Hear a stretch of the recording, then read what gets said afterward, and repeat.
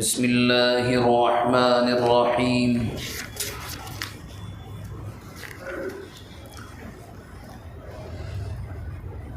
اذا جاءك المنافقون قالوا نشهد انك لرسول الله والله يعلم انك لرسوله والله يشهد ان المنافقين لكاذبون اتخذوا ايمانهم جنة فصدوا عن سبيل الله انهم ساء ما كانوا يعملون ذلك بانهم امنوا ثم كفروا فطبع على قلوبهم فهم لا يفقهون واذا رايتهم تعجبك اجسامهم وان يقولوا تسمع لقولهم كانهم خشب مسنده يحسبون كل صيحة عليهم هم العدو فاحذرهم قاتلهم الله أنى يؤفكون وإذا قيل لهم تعالوا يستغفر لكم رسول الله لووا رؤوسهم ورأيتهم يصدون وهم مستكبرون سواء عليهم أستغفرت لهم أم لم تستغفر لهم لن يغفر الله لهم إن الله لا يهدي القوم الفاسقين.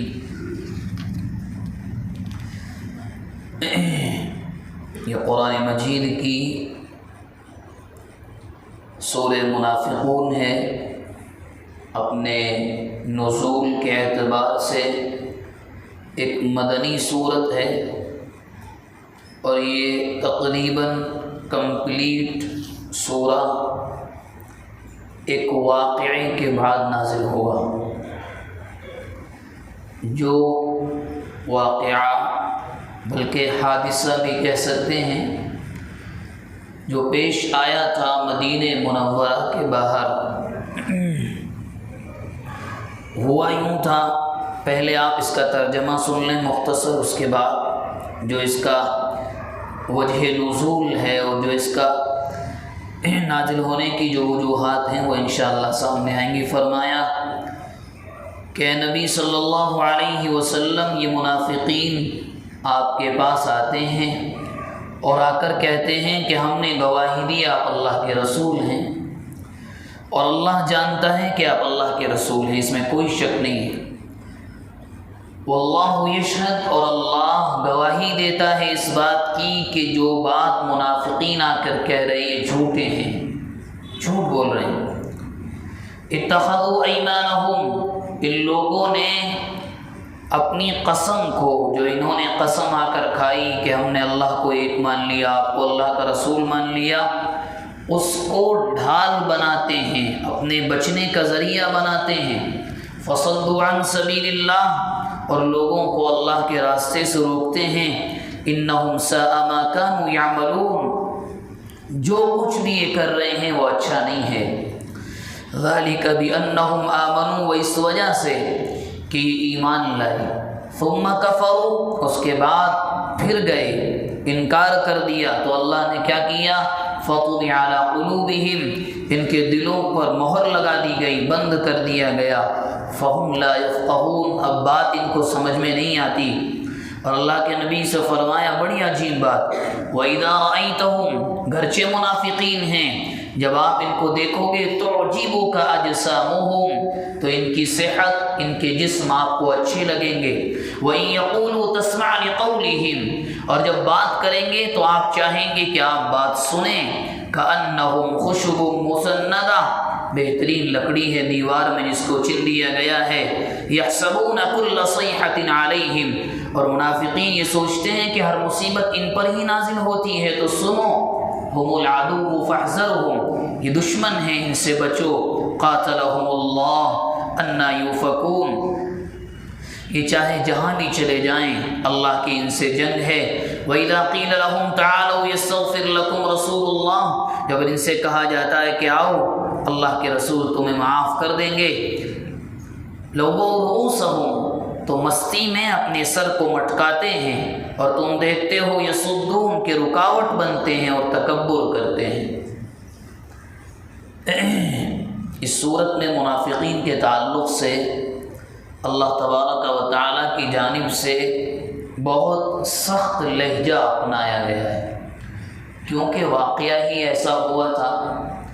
خبر ملی نبی اکرم صلی اللہ علیہ وسلم کو کہ غزوہ کہ بنو مصطلق کا سردار نضر بن حارث یا حارث بن نضر ایسے کچھ نام ہے، وہ تیاری کر رہا ہے اللہ کے نبی کے خلاف جنگ کرنے کی۔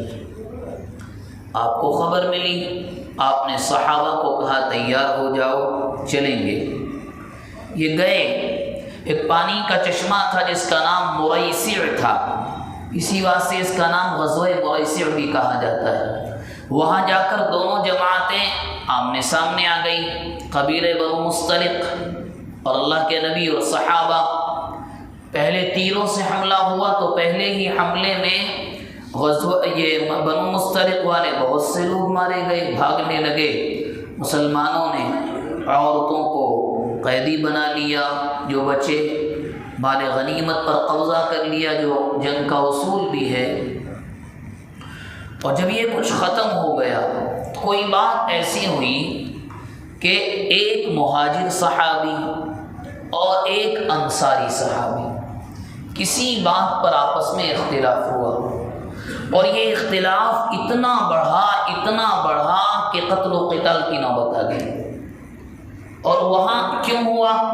مہاجر نے انصار کے خلاف مہاجرین کو بلایا، مکہ والوں کو، انصاری نے مدینے والوں کو بلایا، قبیلہ اوس و خزرج والوں کو، یعنی قومیت عصبیت کی بنیاد پر یہ ہوا۔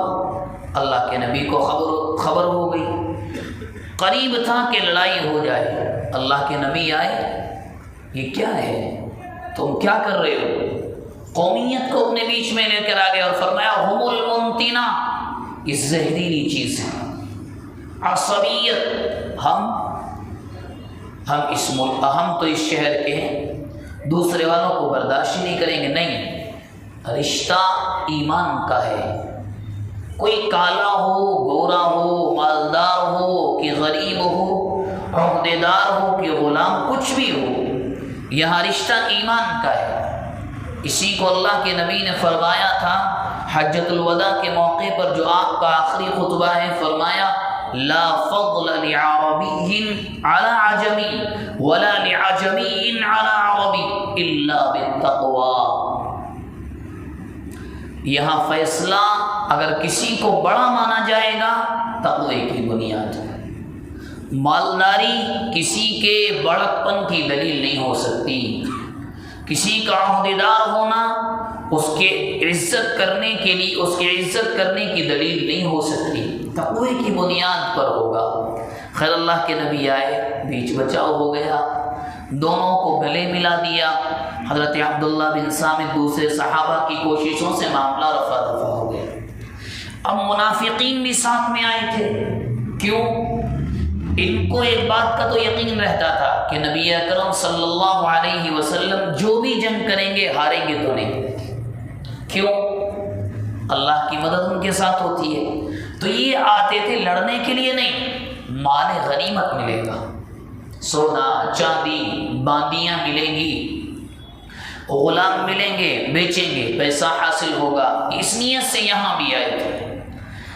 تو جب کسی کام سے فارغ ہو جاتے ہیں تو لوگوں کے الگ الگ مجمع لگے ہوئے تھے۔ منافقین کا سردار عبداللہ بن ابی، یہ بھی اپنے لوگوں کے ساتھ بیٹھا تھا۔ اس پورے مجمع میں ایک صحابی ہیں زید بن ارقم، ان کے علاوہ کوئی بھی مومن نہیں تھا، سب منافق تھے۔ منافق یعنی ظاہراً تو اپنے آپ کو مسلمان ظاہر کرتے تھے، اندر دل میں کفر تھا اور اللہ کے نبی کے خلاف سازشیں کراتے تھے۔ اب اس نے کچھ جملے ایسے کہے جو لڑائی ابھی ختم ہوئی تھی کچھ دیر پہلے، اس کو بھڑکانے کے لیے۔ مثال کے طور پر انصار بھی تھے وہاں پر، کہا انصار تم بے وقوف ہو، کیوں؟ تم نے مکے والوں کو باہر سے لا کر اپنے شہر میں بسا لیا، بھائی بنا لیا، کوئی اتنا بے وقوفی کا کام بھی کرتا ہے۔ اور آخر میں کہا اگر تم عزت والے ہو تو مدینے میں جا کر عزت والا ذلت والے کو نکال دے گا۔ نام نہیں لیا، اشارہ کیا، یعنی انصار کو ابھارا، جب مدینے میں جاؤ تو مکے سے محمد اور ان کے ساتھی جو آ کر شہر میں رہ گئے ہیں نکال دینا۔ اس نے کہا اب کہہ تو دیا. زید بن ارقم سمجھ گئے, غصہ ہو گئے کہ تم منافق ہو, تمہیں شرم نہیں آتی اللہ کے نبی کے خلاف زبان کھولتے ہوئے. اب اس نے نام تو نہیں لیا تھا تو کہا نہیں یہ تو مذاق میں میری زبان سے نکل گیا. اور وہ زمانہ تو وحی کا تھا, کوئی چاہے کچھ بھی کہے, اللہ کے نبی بھی انسان تھے, آپ کو بھی معلوم نہیں ہوتا تھا پیچھے کیا ہو رہا ہے, یہ تو وحی آتی تھی تو معلوم ہوتا تھا. زید بن ارقم نے داستان جا کر کے بیان کیا اللہ کے نبی سے. اللہ کے نبی کو بہت دل پر بڑی سخت بات یہ لگی, کہنے لگے لڑکے سچ بول رہے ہو جھوٹ. اللہ کے نبی نے پوچھا زید بن ارقم سے, کہنے لگا اللہ کے نبی سچ بول رہا ہوں, مجھے کیا ملے گا جھوٹ بول کر, کہ دیکھ لو کہ ہاں اللہ کے نبی سچ بول رہا ہوں. اب وہاں کسی نے جب یہ بات پھیل گئی تو کسی نے جا کر کہا عبداللہ بن ابی سے جاؤ, تم نے کہہ بھی دیا ہے, جا کر کے معافی مانگ لو. اس نے پہلے انکار کیا. خیر اللہ کے نبی حضرت عمر کو معلوم ہوا, حضرت عمر نے کہا اللہ کے نبی اجازت دو گردن اڑاؤ, آپ کا تو مزاج ایسا تھا, آپ اجازت دیں اس کا وجود ہی ختم کر دو. اللہ کے نبی نے کہا عمر لوگ کیا کہیں گے, محمد اپنے ساتھیوں کو قتل کرتا ہے, دنیا کیا کہے گی, کیا اثر جائے گا, نہیں. خیر عبداللہ بن ابی کو بلایا, اس نے قسم دھرم کھائی, میں نے آپ کو نہیں کہا, میں نے ایسا نہیں کہا, سب کچھ کہہ دیا. اب بدنام ہو گئے زید بن ارقم. ہر جگہ لوگ کہہ رہے ہیں یہ دیکھو یہ جھوٹی خبریں پھیلاتا ہے, یہ مہاجر اور انصار میں لڑائیاں کرواتا ہے. اور منافقین کو موقع مل گیا کہ دیکھو یہ مہاجر ہے, ہم نے جگہ دی اپنے شہر میں, اور اس کے باوجود بھی آ کر یہ ہمارے خلاف الزام تراشیاں کرتا ہے. موقع مل گیا. اور زید بن ارقم بیچارے چھپتے پھر رہے. کیوں؟ اللہ کے نبی کے پاس بھی کوئی دلیل تو ہے نہیں کہ آپ زید بن ارقم کی بات کو سچا ثابت کر سکیں. اللہ کے نبی نے پوچھ کا حکم دے دیا, خلاف عادت. آپ دن میں کبھی سفر نہیں کرتے تھے, رات میں سفر کرتے, مگر خلاف عادت کہہ دیا کہ نہیں چلو. چلتے رہے, پوری رات چلے, پورا دن چلے, اگلے دن چلے تو غروب آفتاب سے پہلے رک گئے ایک جگہ. تو زید بن ارقم کہتے ہیں کہ آپ کی سواری تھی قصوہ اونٹنی, میں اپنی سواری پاس میں لے کر آتا, اللہ کے نبی رخ پھیر لیتے, ناراض تھے.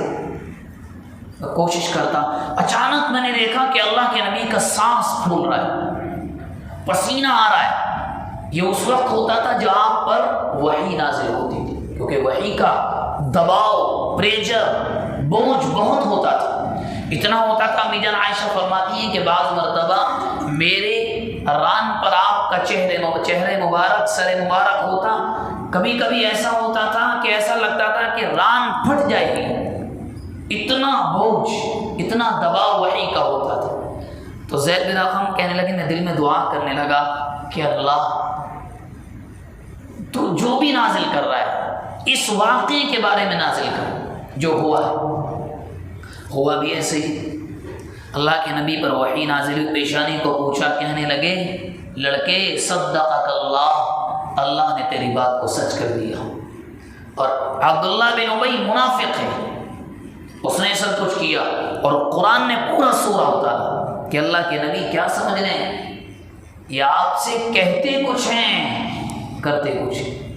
اب یہ بات جب پھیل گئی تو اسی منافق عبداللہ بن ابی کے بیٹے جو پکے مومن تھے صحابی, ان کا نام بھی عبداللہ تھا, ان کو پتہ لگا کہ شاید اللہ کے نبی میرے باپ کو کسی سے قتل کرا دیں گے.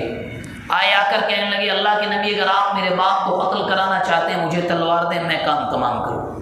کیوں؟ اگر کسی اور نے میرے باپ کو قتل کر دیا, میں اپنے باپ کے قاتل کو دیکھ نہیں سکتا اپنی نگاہوں کے ساتھ, ہو سکتا ہے میں اس کو قتل کر دوں. اور میرے باپ نے یہ کہا, قرآن نازل ہوا, میرا باپ مدینے میں گھس نہیں سکتا. اور عبداللہ بن ابی سردار تھا انصار کا.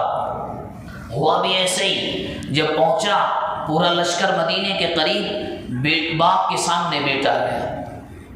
عبداللہ بن ابی کے سامنے ان کے بیٹے کھڑے اور کہہ رہے ہیں تم داخل نہیں ہو سکتے, تمہاری ہمت کیسے ہوئی تم اللہ کے نبی کے خلاف زبان کھولو. اور یہ کہا کہ تم اس کا مطلب بتاؤ، تم نے یہ جو کہا تھا کہ عزت والے مدینے میں جا کر ذلت والے کو نکالیں گے، کون ہے ذلیل لوگ بتاؤ؟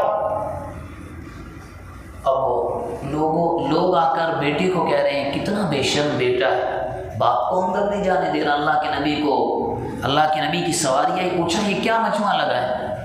بولا کسی نے بتایا کہ بیٹے نے باپ کو روک رکھا ہے اس واقعے کی بنیاد پر۔ اللہ کے نبی نے ان کے بیٹے کو کہا نہیں، باپ کے ساتھ یہ سلوک نہیں کرتے، یہ مناسب نہیں، جانے دو۔ یہ موقع اور اس سے علاوہ بھی بہت سے مواقع ایسے ہیں کہ قرآن نے منافقین کی پول کھول کر رکھ دی، پکڑے گئے رنگے ہاتھوں، اور ایک دو مرتبہ نہیں ہوا، کئی مرتبہ یہ ہوا، لیکن یہ باز نہیں آتے تھے اپنی حرکتوں سے۔ ایک دو مرتبہ تو ان لوگوں نے یہاں تک کیا کہ اپنی مسجد ہی بنانے لگے، اور بنائی نا اللہ کے نبی سے مشورہ، آ کر کہنے اللہ کے نبی ذرا اوپننگ کر دینا۔ اوپر سے آیت نازل ہو گئی، سورہ توبہ میں وہ آیت جس کو ڈیمولش کروایا گیا، باقاعدہ مسمار کے اس کو ڈھاؤ۔ ایسی عمارتوں میں آپ کے خلاف سازشیں ہوتی ہیں، اور یہ کرتے تھے، باقاعدہ کرتے تھے۔